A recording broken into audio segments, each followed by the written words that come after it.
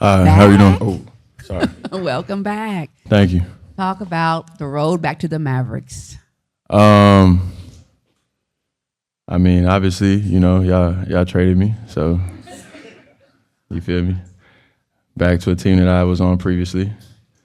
Yeah, and then I was there. We went to the playoffs, had a little bit of success to in that season, which was fun. We were going to start a new season and had a lot of optimism. Got some friends over there. Nick Claxton was my rookie. Doe, obviously, we had formed a pretty big bond. Dennis Smith Jr., amongst others, just kind of people you guys are familiar with. The season didn't go the way we kind of wanted it to go. We weren't having much success in terms of wins and losses.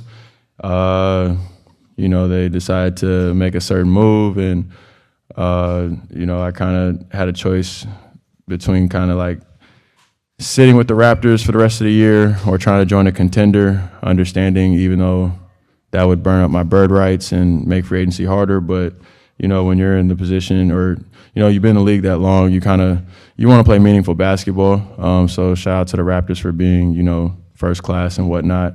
And then I had a decision between the Lakers and the Mavs. I mean, a couple others, but mainly those two. And anytime, I've kind of been knocked down, I try to take, the harder path and not necessarily make it harder on myself, but just in terms of like that growth, right? And so when I made, obviously, which everybody's going to ask about the comments, it was all about comfort zones. It was funny because both LA and Dallas fan bases kind of thought it was like about them, but it really wasn't. It was like man versus bully, you know what I'm saying? So given what happened with Brooklyn and being top 5 in multiple categories, points and threes and assists, and to kind of have that exit play out like that, obviously, sucked, hurt, all those other things.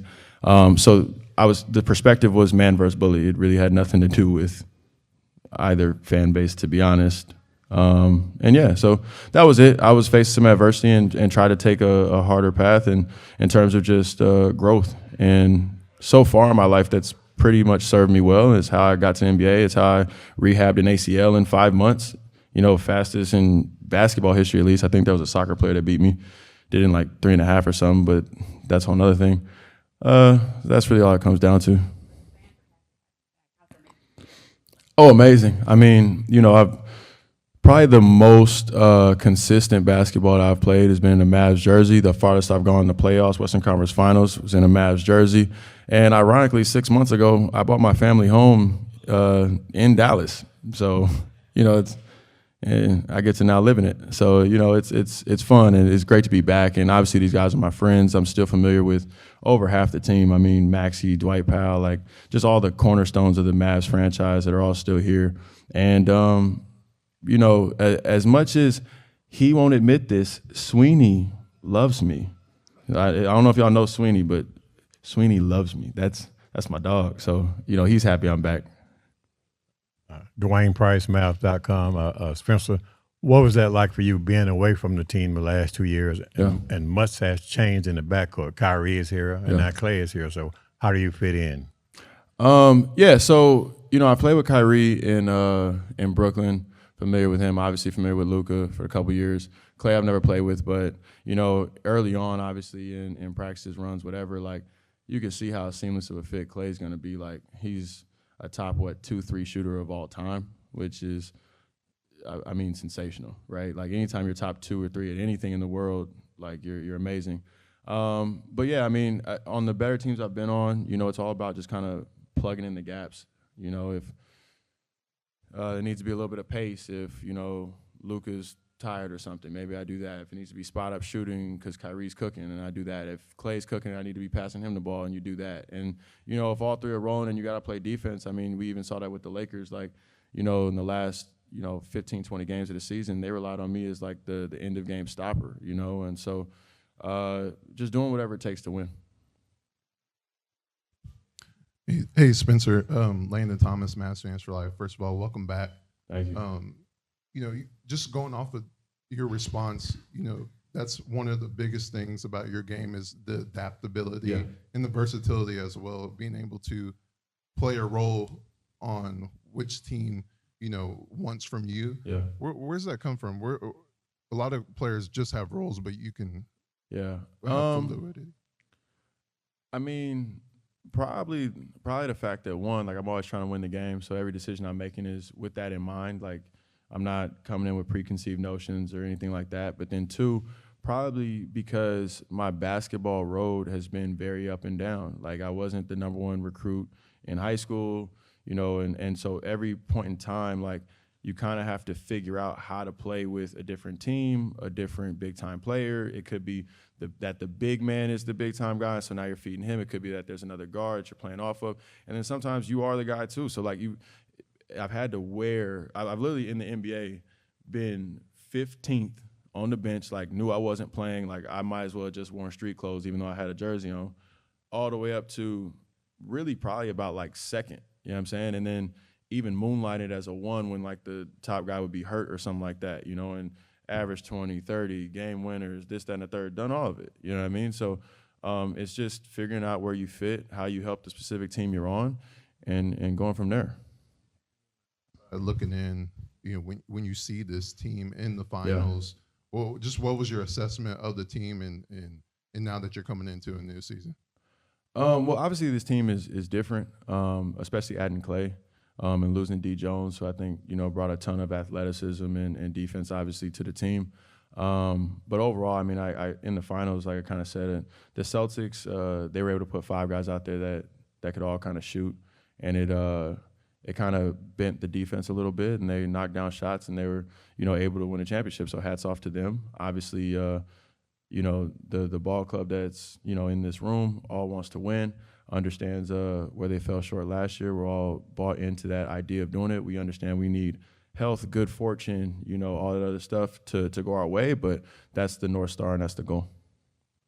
Right here in the front, Valencia King. Come on. Do we want to air guitar battle? Because I will win. No, I don't want that. Okay, I can do it. They make theirs and whatnot, and I'm never gonna shy away from that. So there we go. Very glad to have you back. Welcome back. Serious question, real serious. Yeah. You put a poll on your Instagram, if memory serves me correct, about hair, no hair. Yeah. What was the deciding factor for the decision? Oh, my mom. Yeah. What'd she say? She just like it when I cut my hair. She thinks I look like cleaner and younger and all that. And I'm not homeless, so I was like, all right. Basically. Shout out to moms for keeping it real. Yeah. Shout out to mine. Okay. There you go. And outside of that, for your off season, obviously you're not new to having a good off season. But what was the most enjoyable part for you outside of basketball? I know you said you got the family home here in Dallas, so. I mean, this didn't happen in the off season, but it happened leading up to my off season. My second son was born, so that was cool. So now I got like a little fat version of my dad, like, crying in the house. No, I'm serious. He looked like he looks like he's 65, but he's 6 months. I promise you. Y'all laughing. I'm being serious. Yeah. Has it been being a dad of two? Is that an adjustment for you? I'm not even gonna sit here and lie to y'all. I have a nanny, so like, there's help. But I love being a dad. I don't like diapers, but all the fun stuff, like, it's great. Like, when they smile, like, there's nothing that matches that. There's no, high or warmth or anything. It just changes your day. So, I love that for sure. Listen, my show is Real Talk Sports, so we definitely appreciate the real talk. The real talk. Okay. There it is. All right, last one for Spence. And this is a 2-part question, Spence. What's up? Chris with CNO.com. Yeah. When you got the news before you made, obviously, your decision, Klay Thompson was coming to the Mavericks. Yeah. What was your thoughts about that? Did that help make your decision to come back? I mean, yeah. Like I said, you want to play meaningful basketball. I think, primarily, again, like, you have some other options, but primarily, again, it was like Lakers, Mavs. You know what I'm saying? So, I made a different decision this time. I mean, And last question. So this is a unique situation. I've asked the 2 other guys that have signature shoes. There's 4 guys on this team. I know. How is that? We Because nice. you got Luka, Jordan Brand, the 2 Atlanta guys, and you got 361. I want you to talk about that because it's Aaron Gordon, yourself, and Jokic, right? Yeah. Can you talk about that, Brand, and just how is it to have 4 guys on the team with signature shoes?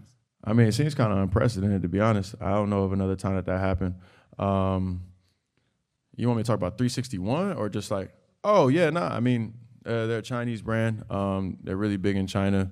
You know, one thing that I've noticed is that they gravitate towards stories of hard work and perseverance, and I think, you know, that's one of the reasons why we align so well. Obviously coming off ACL and, like I kind of mentioned, the recovery and all that stuff, and, you know, just, hooping.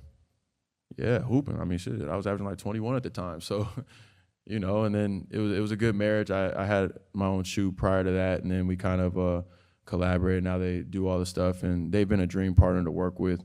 I love my signature shoe. You know, the third one's coming out this year with 361. I'm actually wearing Elijah's colorway. It's always like a green one, which y'all have seen before, obviously, on the Mavs court. So, yeah, we got like, you know, another like 10, 12 colorways coming in. Yeah, it's fun. It's fun.